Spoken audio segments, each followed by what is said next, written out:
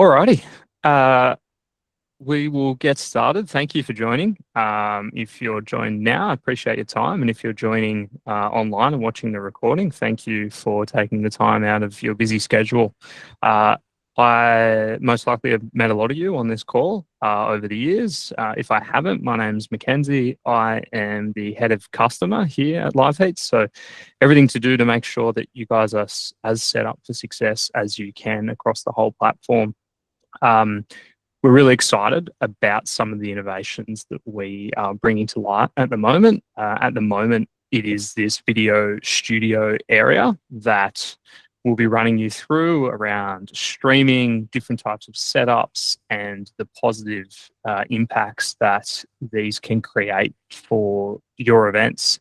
And noting that there is different particular entry levels to come in at, and we'll run through those. A bit about me: I joined the Liveheats team probably about 4 years ago, and I've been full time. Sorry, 5 years ago. I've been full time for 4 years, which was really cool. Love the business, and yeah, I actually came from an event management background, so definitely feel all of the pain and struggles that you guys feel every day at your event. And we hope that the Liveheats platform has been an improver and continues to be an improver to help you at your events. So jumping into today, a little bit about the problem that we see, the solution that we believe that we're in the midst of creating, how you can then set up these live streams and the requirements that are required to take full access across not just the live streaming, but the automatic heat replays and then the athlete clippings. Obviously, the benefits that come out of that, and some of the key learnings that I myself and we as a team have learnt along the way. I'll run through some demonstrations after that, so it'll be a little bit more hands-on, or as hands-on as we can make it. There will be a bit of me sharing my screen and jumping between phones and different setups. And then, yeah, if you do have any questions, feel free to pop them into the chat, and we will run back through those at the end, or I'll make sure to leave some time if you did want to just jump on and speak about anything. So diving straight in, the live stream problem as we see it right now is it's an expensive outlay. There's a lot of logistics, tons of tech. You can see that here. This is just one example, and this is in a nice little space. You can imagine what this looks like at your events, whether, whatever environmental conditions you're under: surf, skate, snow, beach, mountain, bush, the whole range. And there's also the fact that it's quite tedious to get that vision during and post event. There's something that we're trying to help there with. And the outcome is really, it's a $10,000 a day broadcast that puts a strain on a lot of the event because it needs a lot of organizing to go with it. I myself know this, being, coming from that event background. We used to run live streams like this, and it's quite stressful. You've got headpieces on, you've got people yelling in your ear when you can start, when you can't. And so what we have come out with is a bit of a solution of our own that reduces all of those things I spoke about. So a smaller cost, a lot simpler logistics, there's minimal tech involved, and we give that access to real-time highlights and clips, making it super easy for you to gain all of that vision at a moment's notice. The outcome of that is a cost-effective broadcast that delivers 80% of the value at 20% of the cost. We've sort of got two options that we have been trialing and playing around with. The first is the basic kit, and don't worry, I'll share this deck with everyone because I've put all of the links in here. You can see highlighted in blue. These are all the links that we are suggesting, and it is, I've sort of tried to get as much as I can on the Amazon site, noting that it is worldwide and they do a lot of fast shipping, and that's how we built all of our tech. But from the basic kit, we need a phone, and Android is definitely the winner here. Not just for the camera quality, that they are a little bit better there, but just the processing systems and also the applications that are used to live stream a lot more compatible with the Android devices. Not to say that'll be forever, but and this slide deck could be outdated in 2 years, knowing that the speed in which technology is developing. The tripod here is important. So on the right-hand screen, you can see that this is a bit more of a cheaper tripod. I would definitely recommend investing in a little bit more expensive and one that has a fluid head. To get your audio, to make sure that you can have it used easily, is this DJI Mic Mini and some portable power. I'll update this one. This is meant to be a dollar sign there, and then a sunshade of your liking. So the cost is around 1,500 Australian dollars to set up, and those are the one-off costs. There are some ongoing costs around data sims, and you'd want to have reliable coverage. And then the streaming app here, there is a free version that we've used in Prism Live. So yeah, to try and bring the cost down as much as possible, we've got this option that, yes, there's a watermark down below, but it's a good introductory. Just to note, these prices are all in AUD. So I've got this set up, and I can show you that, and we'll be demonstrating that in a second to show you what the outcomes are.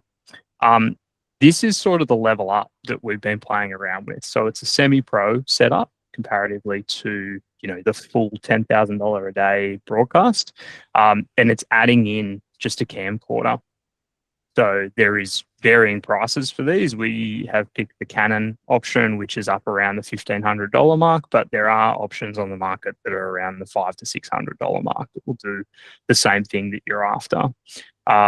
There's just, and this is where I taught myself, there's just a whole heap of attachments that are required, micro and HDMI minis, and you can see that set up here on the right-hand screen. It might look complicated, but once you get it set up, it's very easy. And I've got it next to me, and I'll show that through the demonstration.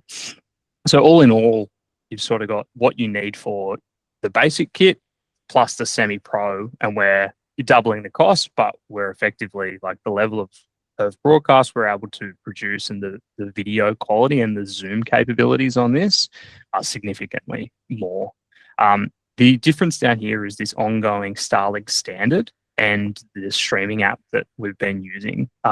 This is a bit of a startup company. They've been around quite some time, but a smaller business, and they have this patented technology that is actually around cellular bonding. And so, yes, you have a data pack, yes, you have a Starlink, and what it does is actually brings them all together. And so if anything like a Starlink satellite is moving over the sky and you might have a small dropout, it pings straight to your data sim. And so the coverage is incredible there. And so, yeah, we are going up a little bit in price, but it's still only $3,000 to be able to set up this kit. And that's a one-off cost. And yes, there's some ongoing ones, but all of this, your Starlink standard, you're going to need internet to your site to run your competition with Liveheats anyway. So you may or may not already have this option. We have looked at a Starlink Mini, but just for the output of internet speed, I would recommend going with the standard option.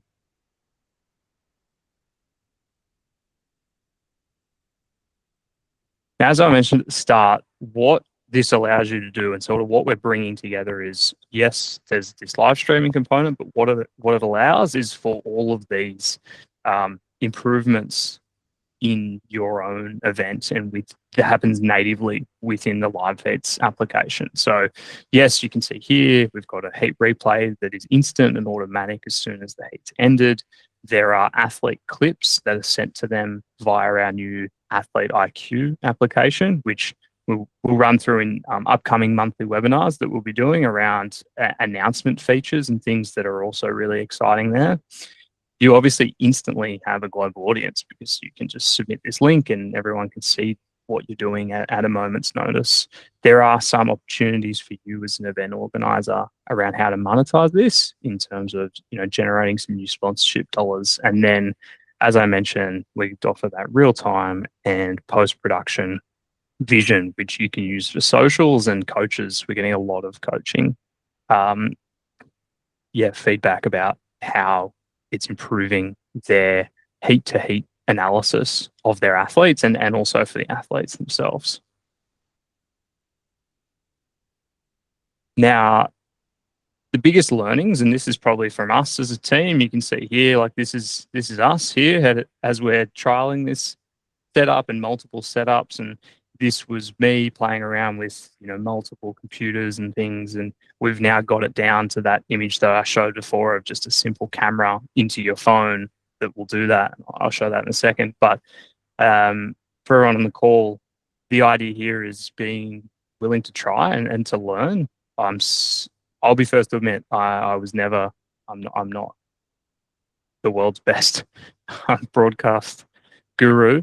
I just wanted to try and learn, and it's a very big vision and goal of our company to bring this to life for you guys. So in 3 to 5 years time, we're ahead of the game, and all of because this is where things are heading. Streaming is the next frontier of um, not just the top level of sport, but the amateur level and all of the club level and everything else in between. AI is your best friend. Uh, I say this with reluctancy. I haven't been the biggest user of AI, but in terms of building a kit and asking how it should all come together and what little parts of tech you would need, it has been very beneficial. It's not actually too difficult, to be honest. It just takes a bit of time and fiddling around, and it's truly something fun. And it's a fun project to get lost in. It's especially noting what it can offer you in leveling up your events. And there are endless possibilities. I actually had to stop myself from, carrying on and looking at all the possible outcomes, because you can just get further and further down the rabbit hole on what is available and what's possible. And that's just now. And, it'll change in weeks and months and years to come, most definitely.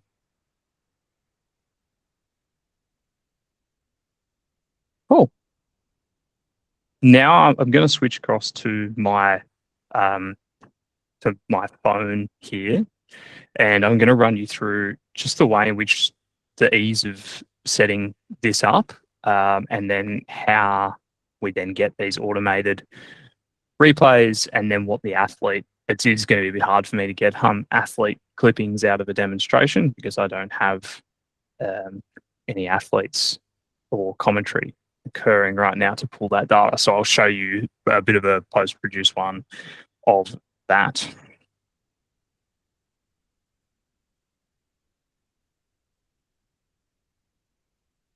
Stop sharing on this device and move over to my phone.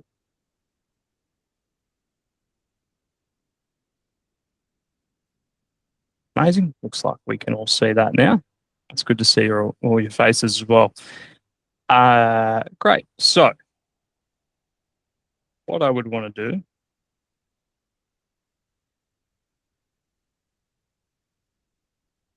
is here, once I'm in Liveheats, the setup of this is super simple. And we're always looking at ways to improve this and create more native options. But here I'll click into my event that I've created for this demonstration purpose.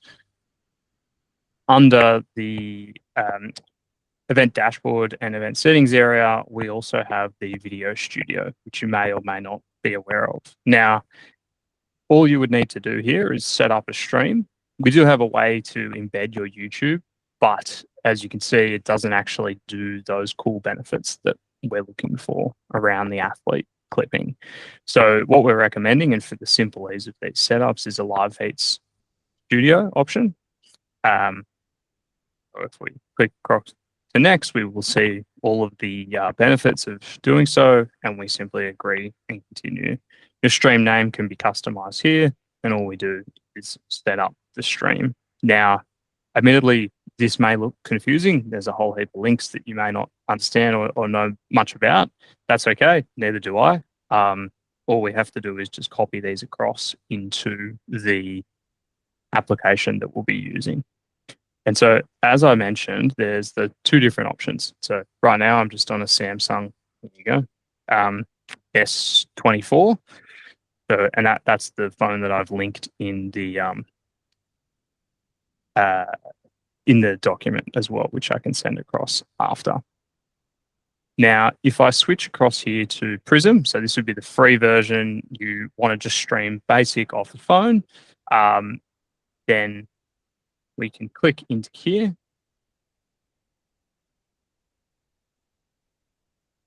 Up the top here, this is a little bit confusing, but it is important. We have different options around the zooming and the telephoto lens that can be used. The 3x is the most we can have. 1x is the standard. You can now all see yourselves on the screen. When I click ready, it will ask me for this information. This is where this becomes important. So we click on the custom RTMP link, and this is where we simply infill and copy those details across. So we would use the RTMP URL, and then we would use the stream key here.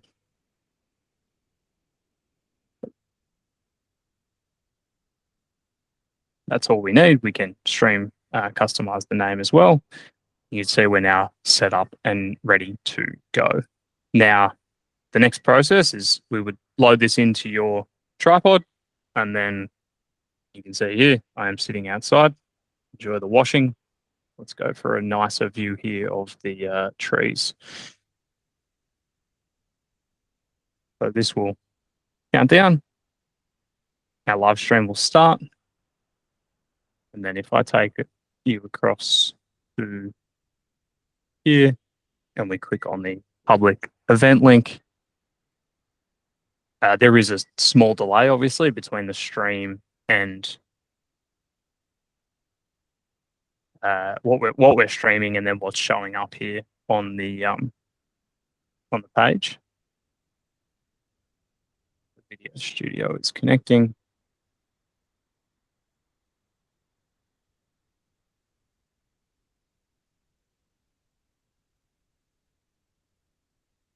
Oh, so now this streaming live button that we've set up is now appearing. So this is for everybody.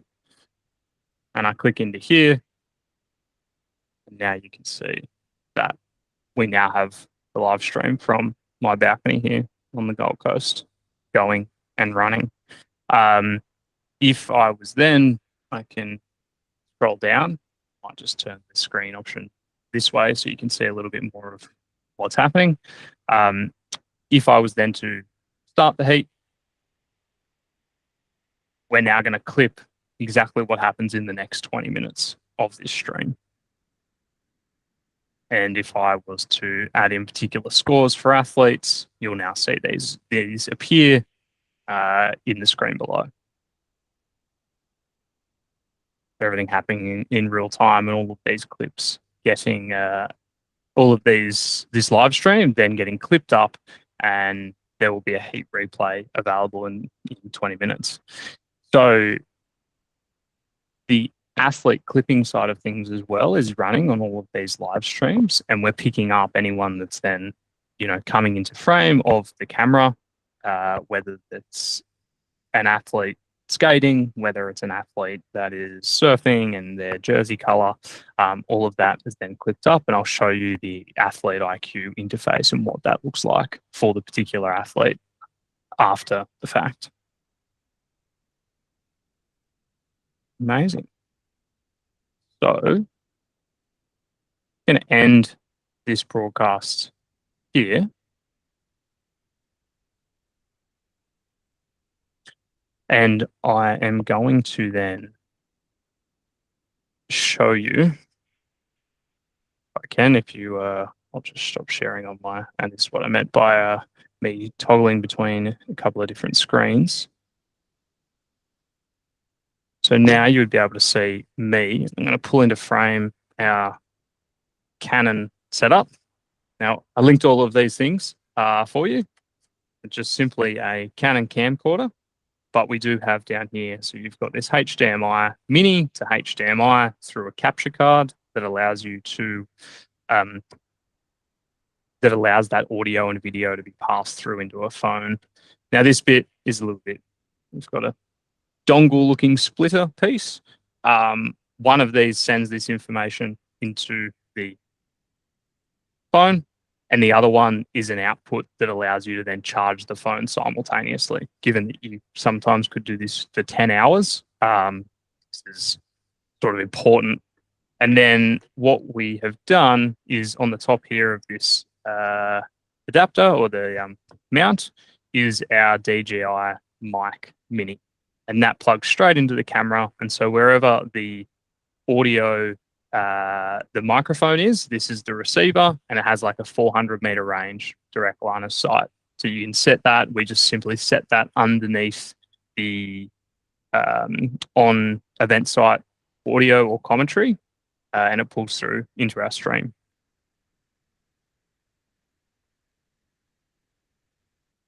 And now I'll just share my screen again with you.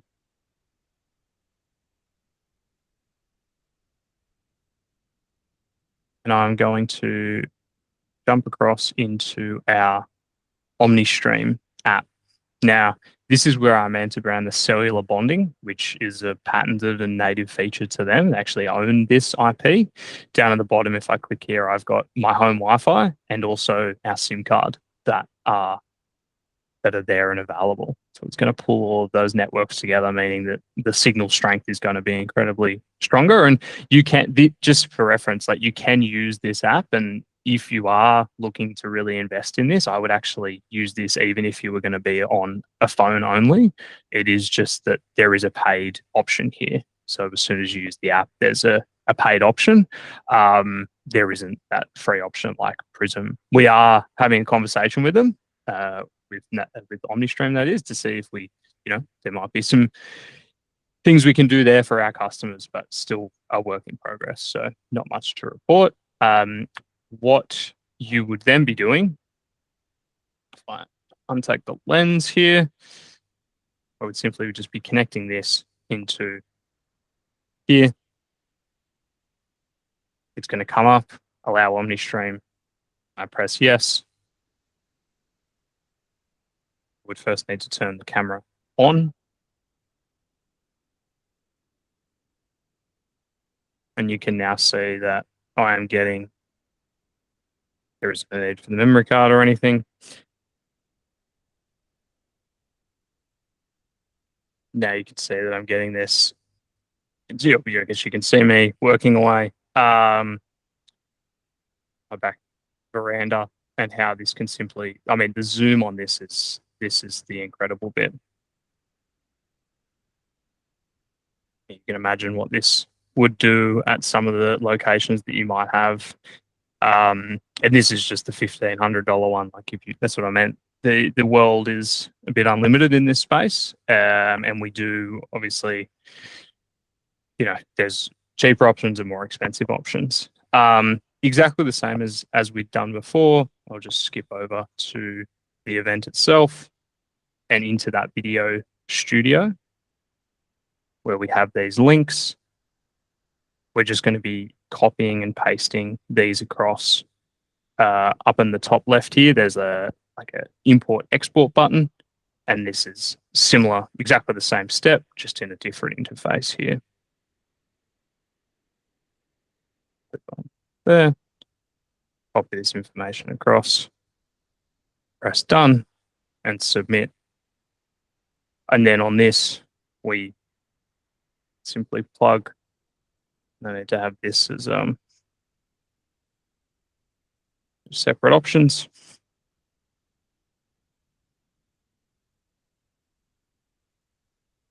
You now see that my phone is set up on the top of this camcorder, along with my washing. Apologies about that. And then we're simply pressing go live.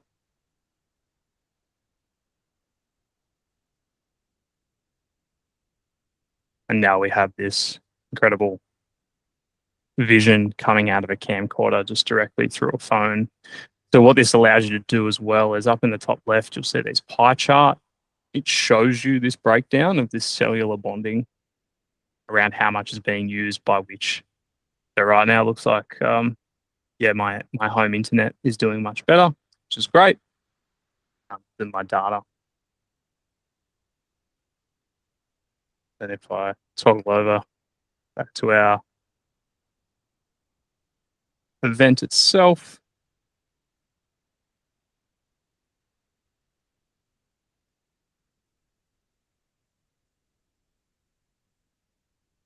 Exactly the same setup with a a much better option around the clarity and the zoom that is available. I've just zoomed in here on the just zoomed in here on the camcorder, just waiting for the delay that does happen. Drag that along. So you can now see that I've zoomed in a fair way on this tree. Pretty incredible outcome there.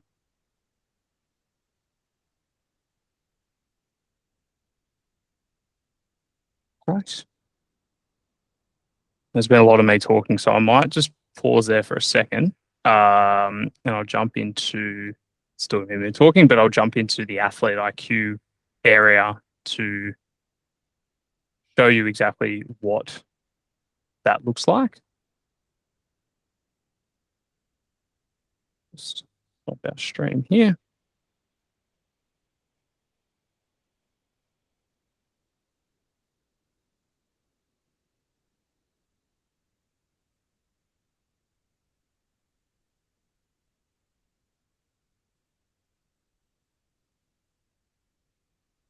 So benefits around doing this is obviously the heat replays that are instant and the athlete clipping. Now, the heat replays, some of you may have even, well, you may have streamed, you may have seen this, may have used it in any fashion. But if I go to a recent event that was streamed and click into any of these divisions, you'll then be able to see all of the heat replays that come along with these. So we click into one, um, slide.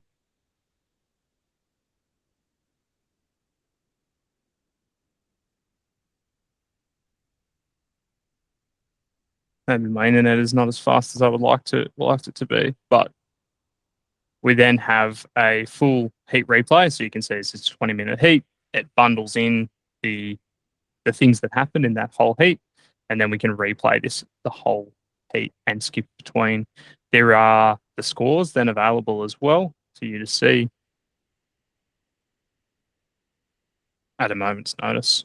So all of this, yeah, free. So yeah, free streaming and heat replays being free also natively throughout the application. If I then head across to the athlete IQ area, so this is an athlete, a friend of ours, a friend of mine, and you can see all of the results are made available. So this is something that we launched a while ago around analytics. There is also a recent improvement and upgrade around you as organizers sending announcements out through here, which is super exciting. That bit is actually very easy, and I can show you very briefly here the announcements area. So just under the video studio, there is an announcements piece. Yes, it's always gone out via an email and will continue to do so, but you can customize all of the text here with attachments and stuff as such. And if you have your athletes using the Athlete IQ app for free, there's no payment needed here, that would be received by them as a push notification. So that's a feature that we've recently released. Up in the top here, you'll see an inbox and the announcements all there that you would have received as an athlete. But from the clipping perspective, which is the newest addition here, is we can actually click into the event itself, and you can then toggle down the different heats or rounds that you had taken part in, and we can then see all of the information here around the clips that were created for all the athletes in this heat. So right now it is just for all the athletes that surfed, we'll be improving this technology as we go along, and it would simply only show the athlete that we're referencing in this case. But right now, it does show all of the athletes.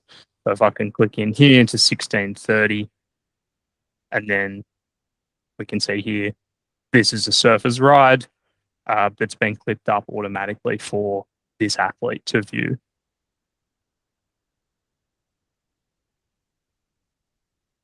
Some pretty impressive stuff that we're very excited about, and hopefully that this spurs on a bit of inspiration for yourselves if you haven't yet had a try, and provides a little bit more context and education around how to get set up and get using this product.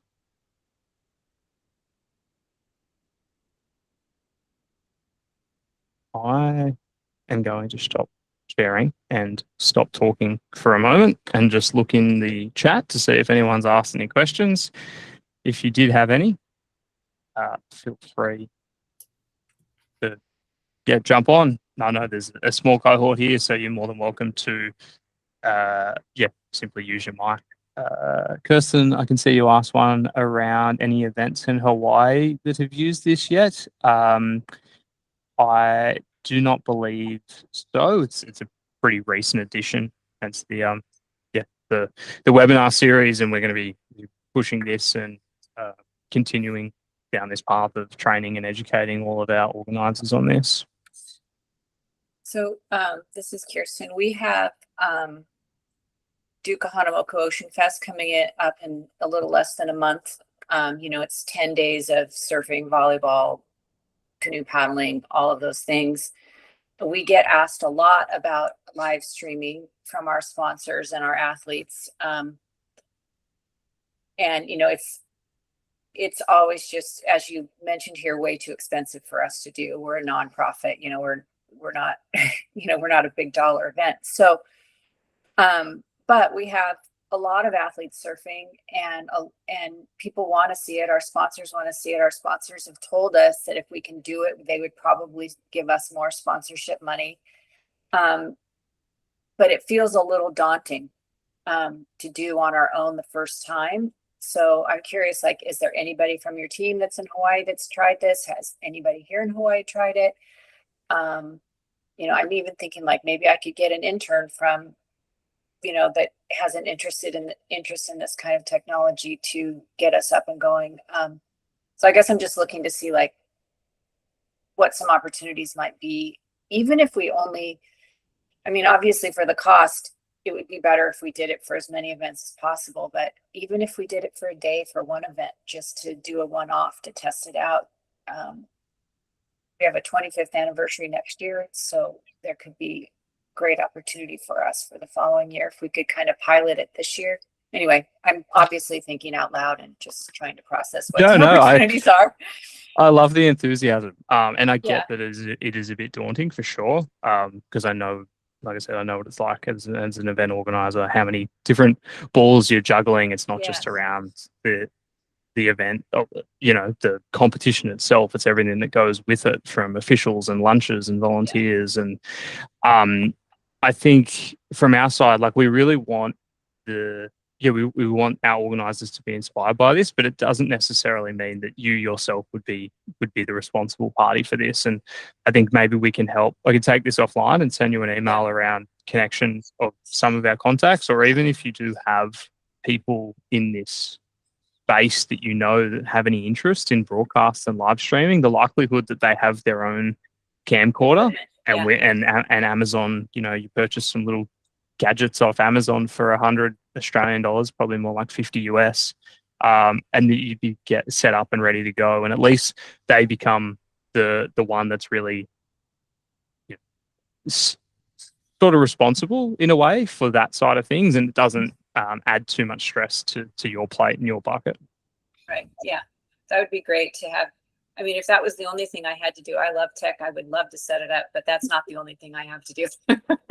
So if we could find somebody who could support our efforts and we could help promote what you're doing, I think it would be a great win. So yes, I'd love to talk to you offline. Thank you. Hey, Mackenzie, if I can just jump in here, it's Ben Hennings from New Zealand. I know the Honua finals are on at Ala Moana Bowls this weekend, I think, and they have a very basic live stream setup, so maybe an opportunity to go and check that out. Oh, See if you can work with them. yeah. What event did you say it was? I think it's called the Honua Finals. It's a international scholastic event. I don't know, because there's a couple of Kiwi teams over there. Okay. Thanks, Ben. I might get you to run the presentation next time, if that's all right.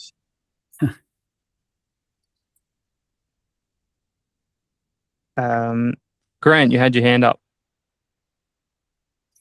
Yeah, takes too long to type my question. So in the Athlete IQ clips there, in the top left, you had your scoreboard, right? Is that type of scoreboard available as a browser output?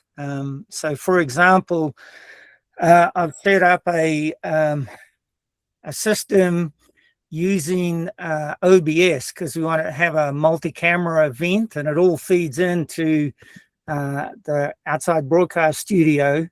And then I take the heat details, so start list or results or an Athlete IQ information, and I feed that as a browser source into OBS so that I can play it when the heat starts up. So if you'd be familiar with ICF events, right? Particularly sprint and that. So they'll put the start list up before the event, it disappears, then the event occurs, then you put up a results list. So I've done that using that data as a browser source in OBS. Could I take the heat data from Liveheats that you're doing now? Because all your broadcast stuff seems to be from the broadcast back into Liveheats rather than the data in Liveheats out to the broadcast. Does that make sense? Yep, absolutely. The easiest way, so we natively do a basic offering of this. And so in the event dashboard itself, down below here, there is a links area. Mm-hmm. And this is where you would be able to find these broadcast graphics, either transparent or chroma key. Now, if I was to open this up, you'll see here what it looks like. This is the list. It would appear in start list order before the event had started. Once you start it, it would continue to appear in start list order until there were results populated in here. We do partner with a graphics provider as well, which is a little bit more customizable, and you can add in your custom logos, colors, change the placement and things, have a specific setup for the start list versus the result list. So I could probably send you an email and connect you on both of those, either this option or connect you to that partnership we have with the broadcast company, if that's of interest. Yeah, so the idea of creating it as a browser source means that you should be independent of any broadcast company, right? It's just a media source or another media source. And in something like OBS, you just create a scene with two media sources together. One is your live stream, the other is your overlay, which is the browser source and that. So, but I'm interested in how to get it out of Liveheats, if that's something you've already got there. So let me. Grant. Oh, sorry. I do what Mackenzie suggested, and I'm like Bar Reef. I'd use that as the overlay for our. I might give Mackenzie a link to our stuff, but we got a YouTube channel. That's what I was going to ask in a sec. But I use OBS, and one of my scenes, the top graphics layer, is that transparent chroma key. So you just practically add that, and that imports as a overlay in your video feed. So if you're talking about that, that's an easy one, and that's what Mackenzie sort of showed you there. Just copy and paste that as a scene or as an input source into your scene. I'll tell you what it is. It's got one open. I think when you go into your scene, you add it as you are, what is it? It should be just added as a browser source. Browser As a source, browser. yeah. Yeah. So if you put that as a The browser URL. source, Yeah. that will come and populate it from there. Okay. Perfect. My question to you, Mick. Yeah. Yeah, go on. I saw that one in here. That was my next one. Yeah. So like I said, that's a question I've tried to link it to it because, like I said, we've got a YouTube channel for our comps, and I've sort of started stream like you're doing multicam. I've ended up adding a drone and stuff to it, so I've sort of hacked it. Like with your adapters, I use 2 adapters. It's not ideal. You've got to remember which adapter's what, but I've actually incorporated a Blackmagic A10 Mini. Like going pretty full on now. I've gone pretty crazy. You just epitomized the endless opportunities on my last slide. Then I like what like I said, my thing has been the bonded network, and that killed me my last comp. Like, I'm using cellular data. Then, I never knew OmniStream. We talked to Speedify, this American company. Yeah, I looked at that too. Yeah, it's just cost, and like they're the sort of things we looked at going like Starlink, and like when you're a board riders and trying to make it cheap, this bonded network is probably my savior now, because we can you can have 3 cellular devices connected and it'll just push it out as HD. But when it goes to YouTube, like you sort of said, then if you embed it, it doesn't do the auto replay. Is that right? If you embed to YouTube, so if I create a YouTube link and I go into Liveheats and select that as my stream, you don't get the auto replay. Is that right? You just sort of mentioned that. Yeah. Yeah, you'd want to do what you'd want to do out. And admittedly, I taught myself OBS a couple of nights, and my level of knowledge is probably here compared to yours. But where you would go is like sending the information to 2 different locations. Yeah, like using Restream and stuff. That's, I think, the way around. That's what I'm just looking at now. So if you send it to your channel, yep, what channel does it sit on then? Does it sit on Liveheats channel or somewhere? Yeah, we have a partner that we've sort of partnered with, MUX, and they house this for us natively. So we bypass some of those, really restrictive moments in YouTube that you get pulled off for copyright and anything that audio. Yeah, I've dealt with that and done a local event, had to split audio. So there was nothing coming through on the YouTube channel. So I've dealt with all the Okay, so you use that. So you'd have to use like Restream or something over I think Prism and being sneaky. If you've got that level of setup, so yeah, I guess where we started at Prism Live, for people that are, on this call and have been, listening and following, and like yourselves, start at Prism Live. We then venture up to OmniStream that do this cellular bonding, which is, it's actually like its own, you would need to pay for a physical product to do that normally. OmniStream actually offer another level above. And so it's like a studio creator. And so, yes, you connect all of your different streams from all of your different outputs to an application. And then you, as the operator, log into the website or the domain dashboard.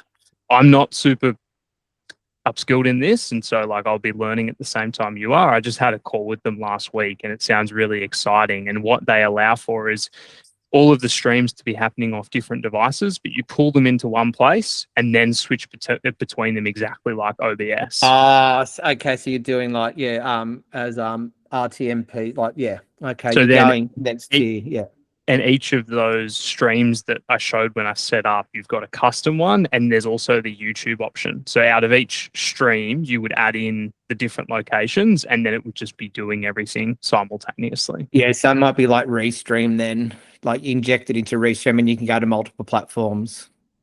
Restream's another one. Okay, yeah. Cool. I might send you an email and have a bit of a chinwag with that, because I think, I'm getting there, and that's cool what you guys are doing. Like I said, I got bored. I think that's what I've been, a contest director, and I just got bored, so I decided to stream it. And who was from the States? Sorry, Kristen. Is it Kirsten or Kristen? Like Kirsten. Kirsten, yeah. To get sponsorship, it's a cool thing when you do it where we didn't have much sponsorship, and now we're providing, like a logo for 6 hours a day for that sponsor. And that's cool to where we're using it as junior development. So where our kids, I haven't done the auto replay, which I'm trying to do because I do a different way, but where our kids can take that footage away to their coaches and get further development.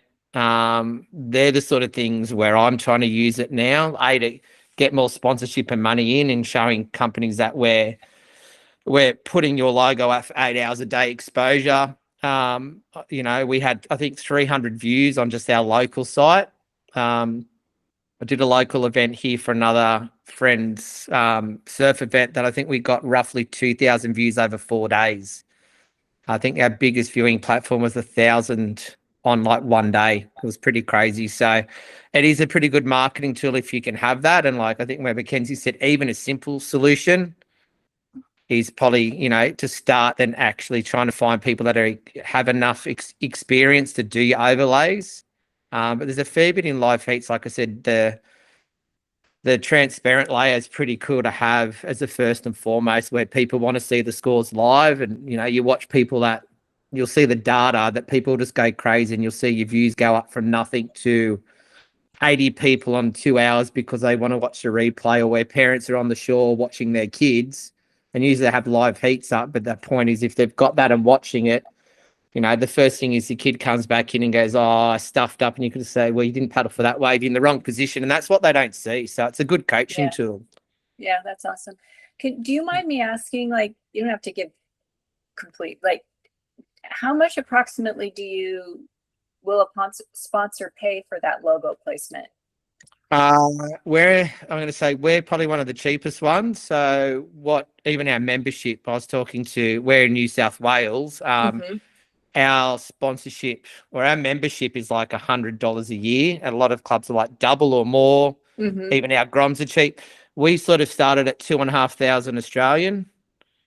But I know some other places are charging in excess of probably 5,000 to do that.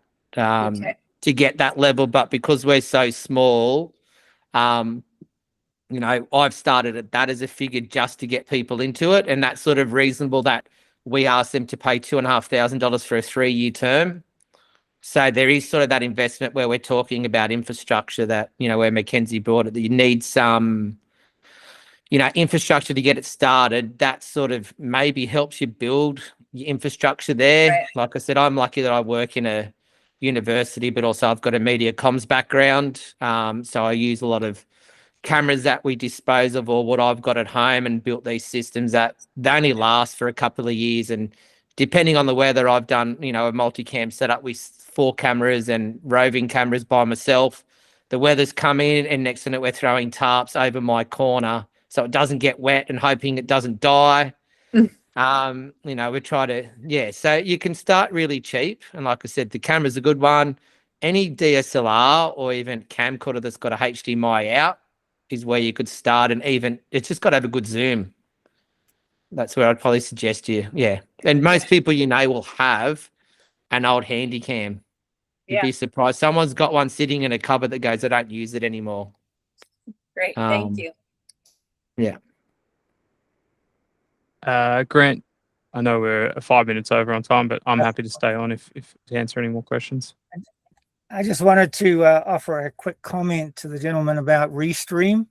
The way we solved that problem was an added benefit of solving another problem. We have 2 roving smartphones on gimbals, and we needed to get the signal from them out on the water during the race back to OBS and then out on the live stream.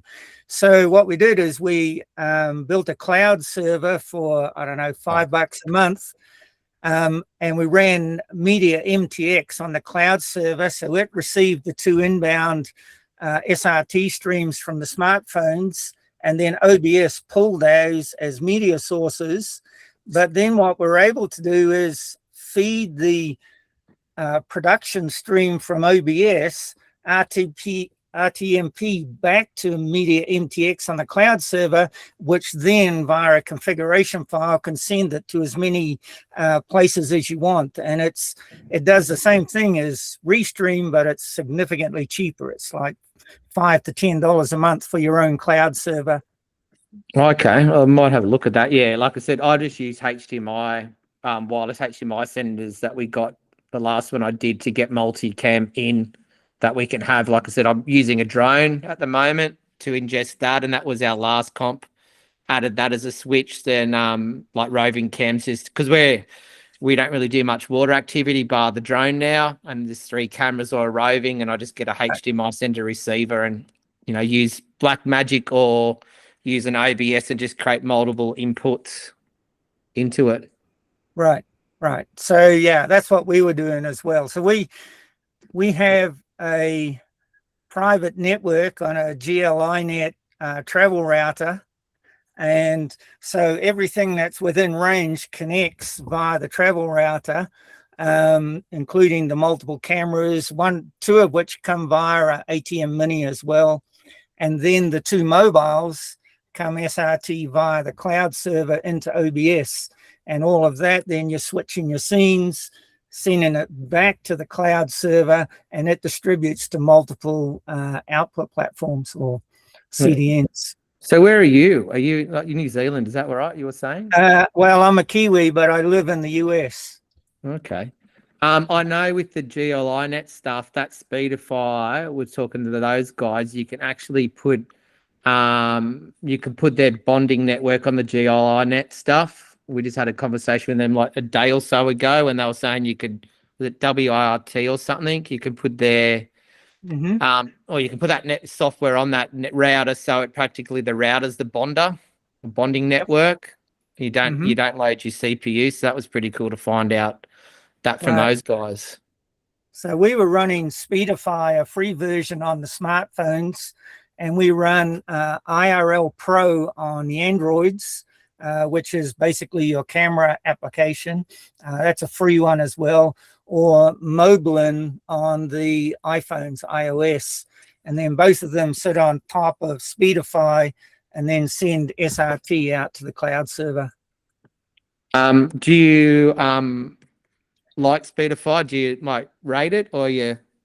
I don't know. I guess I haven't spent enough time with it in real life situation to find all the edge cases where something's going to break. In testing, it's been working just fine. So yeah, no, sweet. Thanks for that. Awesome. It's great to hear these conversations flying because I myself got engrossed in this, and it's incredible to see like what is out there and what other people are doing. And yeah, I think it's sort of really our responsibility to make sure we do a better job at connecting you guys more broadly so you can continue these conversations, because it sounds like there's so much learning to be had across our worldwide network of organizers, which is really, really cool. I think you made a comment before, Mackenzie, indicating it's the future or the direction of the sport, right? And it really is, because if you look at a lot of our sports, they're still considered niche sports, especially here in the US. I mean, you have football and you have basketball, right? And part of the problem is that our niche sports fail to convey the story about how good they are. And the best way to convey your story these days is via video or cinematography or whatever label you want to put on it, right? But recording your event, mixing different camera feeds and streaming that's the way you build awareness, brand, and grow your sport itself. So I think you guys are right. This is the direction. You're on the right path. And a community group that could share these ideas would be great. Absolutely. Well, that's my takeaway from this. There's so much to do. There's always so much improving, and it's just always adapting. So I really appreciate you guys taking the time. Hopefully, it sounds like you might have taught me more than I've taught you, but I hope that, some of the people on the call learned a lot about live streaming, also the opportunities to improve those, events at a clipping level and a heat replay level, exposing yourself to a greater audience, but also, getting some more sponsorship dollars through the door to ultimately help you run your events and alleviate some stresses. So again, thank you for your time, and I will no doubt see you or hear from you soon. Mackenzie, just before you go, this is a complete aside. I don't know if you guys have looked at a company down there in Australia called Liger Systems, Ligr. The guy who does all the videos looks just like Chris's brother or something, but they do a advertising platform that produces overlays for live streams and that. They have some really, really good stuff. And if you can bring in a partner like that to integrate, you've got these built-in advertising platforms that already provide all of that functionality, that you have the infrastructure to feed into the live streams. So they got some really good stuff. Yeah, we're familiar with those guys. Okay. As Adam said, Liger is a great friend of Liveheats. So yeah, Okay. hopefully there might be some things we can do there. Exactly like you guys are, always fine tuning and tinkering. We're doing the same with our product and our partners to make sure that you get the best and the most out of it. We're both, on that journey together and working in unison to achieve that common goal. Cool. Great. Thanks, guys. Enjoy the rest of your day, whatever part of the world you are from, whether you're tuning out for the day or tuning in. Take care.